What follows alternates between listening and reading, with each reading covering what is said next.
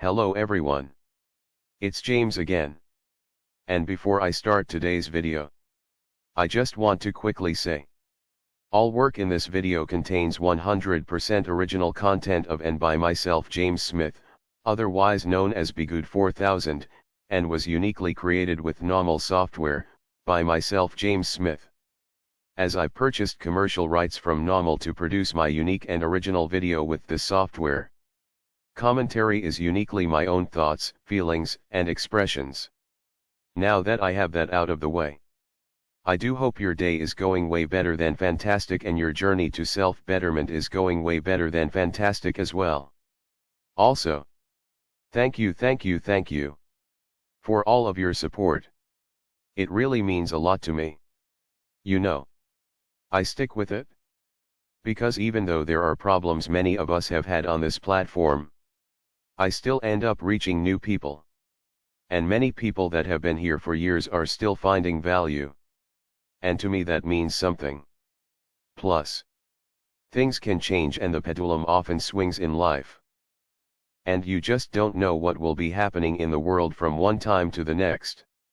And what person that needs to find this and others' work will be out there searching for it.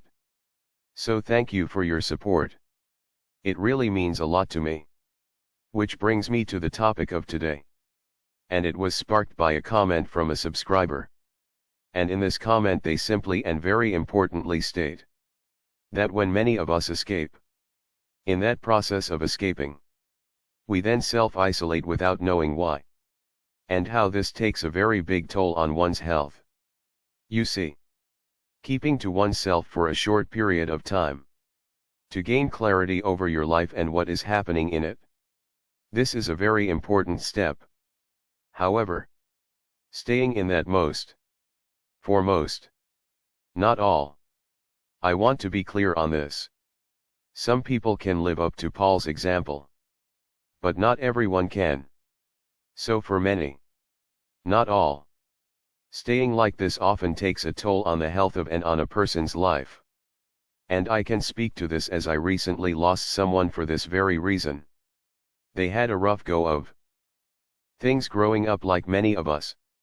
They went through one terrible narcissistic abusive situation after the next. But they isolated so much they stopped being able to function normally. And they stopped caring for themselves properly, which resulted in their health suffering. And just like that, one day they were gone. And I know for a fact they didn't want to be the way they were. But they didn't know how to get out of where they were at. Though the information was right there. And a lot of it is fear of it happening all over again. You see, solitary confinement is a punishment. I will say it again. Solitary confinement is a punishment. And what happens when you have a prisoner of any kind? No matter if they did a crime and went to prison, or if they were a prisoner of war, something in them gets used to being a prisoner. And they don't know how to live any other way. So much so they start to miss prison. Think about when the slaves in Egypt were freed and they began to flee. When things were a bit hard and the journey started to seem a bit long. What did some of the people say and do? They said we should go back to Egypt. At least there we had this and that and the other. You see, when you are put in the worst situation and circumstances, you can oftentimes get used to these circumstances. You see, oftentimes the narcissist had done such a good job removing any protections from our lives. Once we escape, we often escape with little to no support system. And if we do have some sort of support system, these people have their own lives. They may have a mother and father that they love. They might have a brother or sister they actually get along with. Which means they aren't going to spend every waking moment around us. Which is fine. And I don't think anyone here would want someone like that around us every second of every day anyway. But there becomes a problem when this person's life is so busy we literally talk to them twice a year. Now by no means does this mean they are a bad friend. They actually might be a really good friend and they might actually care about you. But they have a life that is full. And they have things they are doing in that life they have. And while they are living life, you are stuck. Stuck in a rut. At home for months if not years. You see. Many people's homes or apartments have become their prison cells. And they over time don't even realize how bad their self-isolation has become. And this goes back to societal narcissism. This is the end goal that these evil people want for you and me. They want evil to grow. And want you, someone with love in their heart, to wither away and die without sharing it and without their love growing. And it does. It does take a toll. I've seen it make people physically sick. Yes. I do think we should learn to be alone and learn to be healthy in our alone time.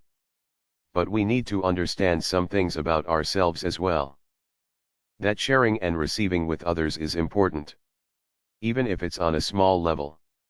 I often say, if you can take a class of some kind where you can interact with others, and even if it's not much, you can look forward to this class you might go to 3 times a week. And that in itself might keep you going.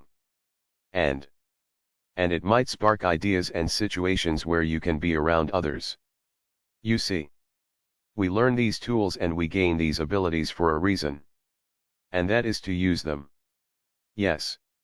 Step back in your shell when it's needed.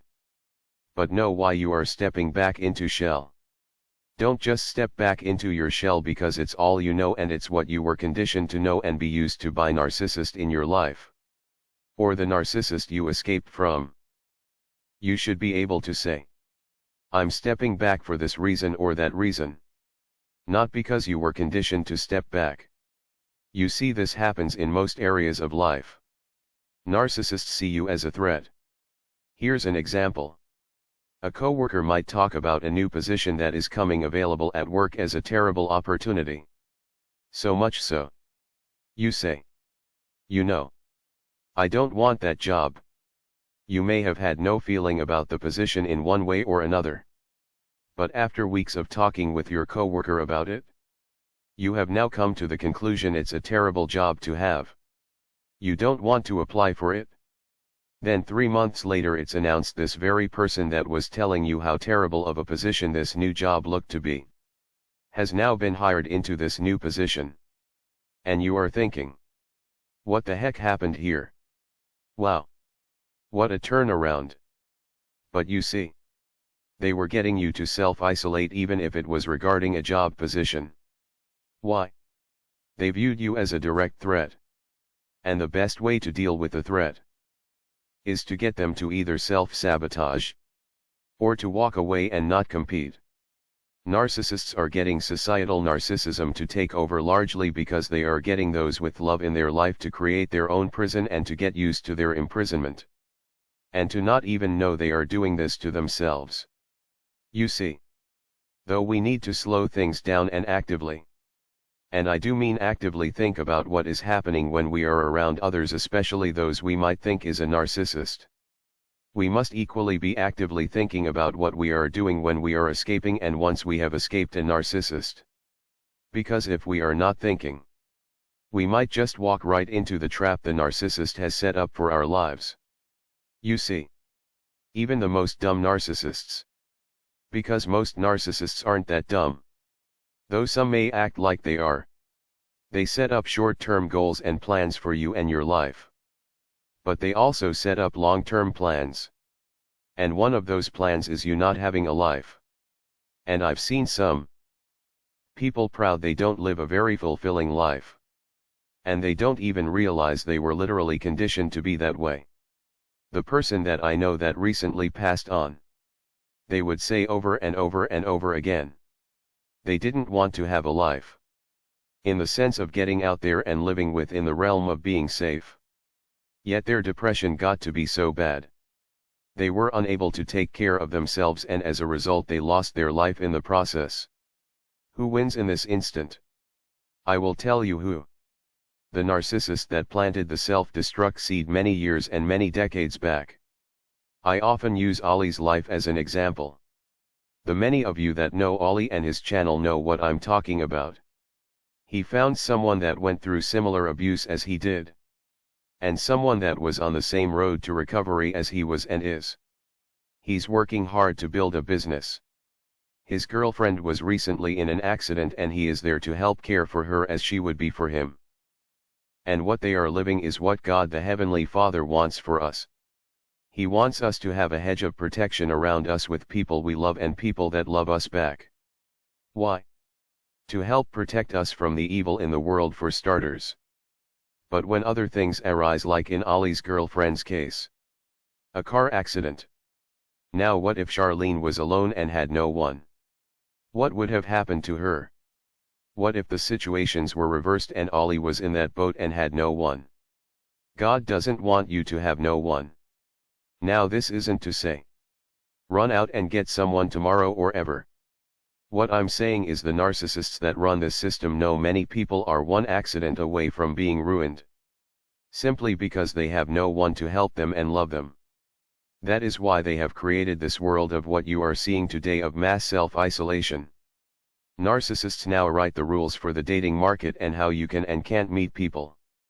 Why do they do this? Because they don't want you, the loving person, to be able to have success. Now what should someone take from all of this? To at bare minimum think about you and your life. Have you thought about taking a class? Maybe an art class. Or maybe going to the roller skating rink where they play fun music and skating for a few hours a week. Maybe you might not make a friend there. Maybe you might. And if you do, exercise boundaries. But ask yourself, why are you isolated? Did you do it all by yourself? Or did someone help slide you into your isolation? How did you get there? And why are you there now? And for the record, there is nothing wrong with stepping back and away from someone or something. But it's healthy to think about these things and understand what is going on around you.